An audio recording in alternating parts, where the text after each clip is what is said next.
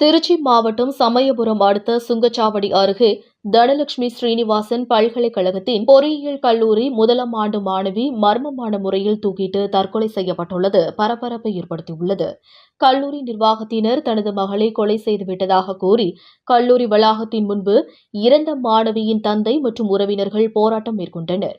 திமுக MLA கதிரவனின் கல்லூரி என்பதால் போலீசார் கல்லூரி நிர்வாகத்திற்கு ஆதரவாக செயல்படுவதாக குற்றச்சாட்டு முன்வைக்கப்பட்டுள்ளது. தாரணியின் கழுத்தில் பெல்டால் கழுத்தை நெரித்து இறந்தது போன்று உள்ளதால் இதற்கு உரிய விசாரணை வேண்டும் என்று தாரணியின் உறவினர்கள் காவல்துறையிடம் வாக்குவாதத்தில் ஈடுபட்டனர். இதனால் கல்லூரி வளாகத்தின் முன்பு 50க்கும் மேற்பட்ட போலீசார் குவிக்கப்பட்டுள்ளனர். கல்லூரி வளாகத்தில் போராட்டம் நடத்தினால் அதை தடுக்கவும் குண்டர்களை வாயில் முன்பு நிறுத்தியுள்ளதாக கூறப்படுகிறது. தனது மகள் இறப்பிற்கு நீதி கிடைக்கும் வரை உடலை வாங்க மாட்டோம் என்று பெற்றோர்கள் தரப்பில் தெரிவிக்கப்பட்டுள்ளது.